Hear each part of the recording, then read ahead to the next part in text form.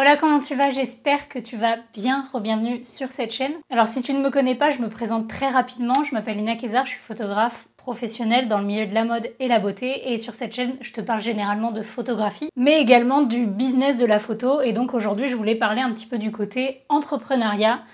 Parce que ça a rapport avec ça et c'est sur la productivité. Je sais que quand on est auto-entrepreneur, quel que soit le domaine, mais encore plus dans des domaines artistiques, je trouve, c'est difficile parfois d'être productif, de savoir comment maintenir sa productivité et sa motivation également, mais ça c'est un autre sujet, la motivation. Et donc je voulais vous donner dans cette vidéo quelques petites astuces, quelques petits conseils pour rester productif. Le but, c'est de ne pas avoir l'impression de très vite se noyer dans un verre d'eau et d'avoir trop de choses à faire et de savoir s'organiser et rester productif tout au long de l'année. Il y a quelques petites choses que j'applique qui, personnellement, moi, m'ont permis de rester productive, même dans les moments où j'avais plein de choses à faire. Et voilà, je voulais vous donner ces petits conseils. Alors le premier, c'est de planifier sa semaine, de planifier son mois, mais de faire de la planification stratégique. J'explique ce que j'entends par planification stratégique. Quand je dis ça, c'est de savoir les domaines dans lesquels vous êtes les plus efficaces et les domaines dans lesquels vous êtes les moins efficaces, et également les choses qui vont être les plus importantes et les moins importantes. Moi, je sais que globalement, chaque semaine et chaque mois aussi, chaque début de mois, je vais lister toutes les choses que j'ai à faire dans le mois, et ensuite je vais les planifier par ordre d'importance et ensuite par ordre de choses dans lesquelles je sais que je vais être le plus rapide. Donc on va d'abord mettre des tâches à prioriser qui vont être celles les plus urgentes généralement, celles qui ont une deadline, et également celles sur lesquelles je sais que je peux faire ça en 10 minutes ou en 2 heures et que ça va être plié. Et je vais faire ça dès les premiers jours. Le but, ça va être aussi d'identifier donc les objectifs sur le court terme et le long terme et de pouvoir vous focaliser chaque semaine sur le fait de faire les deux. Si vous vous focalisez uniquement sur les objectifs à court terme, il y a des chances que vous oubliez les objectifs à long terme et qu'il y ait des gros projets que vous ayez en tête depuis des années, comme créer sa chaîne YouTube, comme avoir un nouveau partenariat avec une marque, etc., qui passent à la trappe à chaque fois. Vous vous rendez compte qu'à chaque fois, vous n'avez pas le temps de vous en occuper. C'est important de, du coup, le planifier et de le mettre en avant dans votre planning. En numéro 2, c'est de regarder tout ce qui va pouvoir être automatisé et de faire en sorte d'automatiser ces tâches. Pour vous libérer du temps, c'est super important. Donc par exemple, dans le milieu de la photographie, quand on est photographe, on doit généralement poster sur les réseaux sociaux des photos. Ça, c'est une des tâches qu'on peut totalement automatiser en regardant les différents outils sur lesquels on peut planifier des shoots à l'avance, enfin des publications, pardon, à l'avance. Moi, je sais que je poste sur les réseaux sociaux, enfin en tout cas j'essaye de poster 3 fois, 4 fois par semaine, mais je ne me mets pas devant l'ordi 3 ou 4 fois par semaine pour poster. C'est des posts que je planifie à l'avance, parfois une fois par semaine, parfois une fois par mois. Et du coup, c'est du temps que je me libère et qui permet d'être productif sur d'autres choses. Donc tout ce que vous pouvez automatiser, prenez le temps de regarder pour que ça vous prenne le moins de temps possible. Il y a également la retouche. Je sais qu'il y a des photographes qui passent par des retoucheurs. Moi, ça peut m'arriver pour certains clients, globalement, sinon je fais mes retouches. Mais en tout cas, ça, c'est aussi une chose que vous pouvez automatiser. La prise de rendez-vous. Il y a plein de logiciels et de sites. Je vous ferai une vidéo là-dessus, c'est prévu, mais c'est un petit peu long à faire.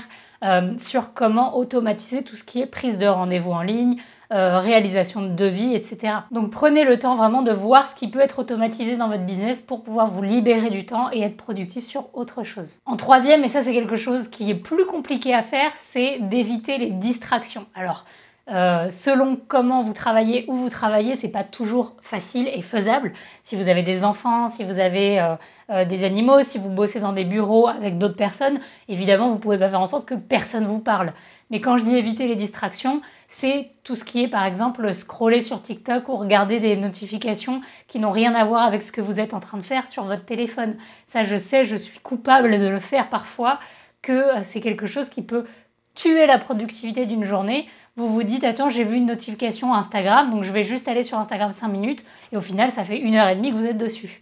Donc essayez d'éviter au maximum les distractions en mettant votre téléphone en silencieux quand vous avez une tâche à faire et de faire cette tâche pendant un temps donné. Donc par exemple, si vous avez une retouche à faire, vous vous dites je me mets à retoucher pendant 1 heure. Pendant 1 heure, je ne regarde pas mon téléphone, je ne réponds pas aux distractions sauf nécessaires. Si vous avez un bébé, etc., s'il vous plaît, ne les délaissez pas pour vos retouches. Mais en tout cas, tout ce qui n'est pas nécessaire, essayez de le mettre de côté et essayez de vous mettre dans un environnement dans lequel vous allez être concentré tout simplement. Donc si vous aimez écouter de la musique, si vous aimez être dans le silence complet à l'inverse, faites en sorte de vraiment être dans un environnement sans distraction, en tout cas celles qui sont effaçables. Moi je sais que je suis quelqu'un qui n'arrive pas à rester concentré sur une tâche très longtemps. J'ai des moments dans la journée où je vais être très efficace, surtout le matin par exemple, et donc je sais que généralement je vais faire en sorte de ne pas être dérangée, que ce soit par des rendez-vous, par des appels de livreurs, etc. J'essaie de tout caler l'après-midi parce que je sais que le matin j'ai besoin d'être concentrée, donc je regarde pas mon téléphone, je vais pas répondre si on m'appelle, vous me laissez un message, je vous rappelle plus tard dans la journée.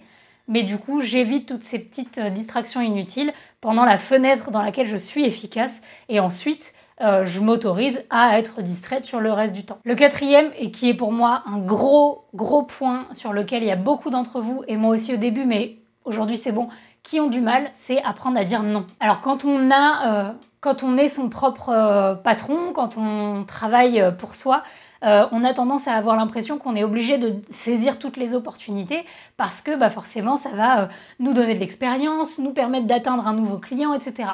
Mais je pense que vous vous en êtes rendu compte aussi dans votre carrière au fur et à mesure. Il y a plein de fois où vous avez dit oui à des invitations, que ce soit pour des rendez-vous, pour des calls, pour des events, etc. Il y a plein de fois où on a dit oui et où finalement ça nous a absolument rien apporté à part perdre du temps.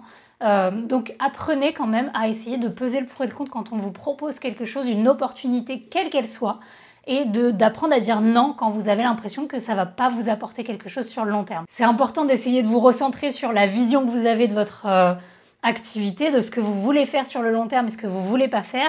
Et il n'y a aucun mal à dire non à des shoots ou à n'importe quoi qui vous prend du temps si ça ne vous apporte pas concrètement quelque chose. Je sais que j'ai rencontré des photographes qui me disaient qu'ils shootaient absolument tous les jours, parfois pas rémunérés pendant des semaines, juste parce qu'ils voulaient absolument dire oui à tous les shoots qui venaient, parce qu'ils pensaient que s'ils commençaient à dire non à des shoots, ensuite c'est des clients qu'ils allaient perdre. Et je peux vous assurer que les 3/4 des shoots qu'ils ont fait gratuitement, c'est pas des clients qui se sont convertis derrière. Donc voilà, apprenez un petit peu à peser ce qui va pouvoir vous apporter quelque chose. En cinquième, c'est de faire des pauses. C'est super important de faire des pauses.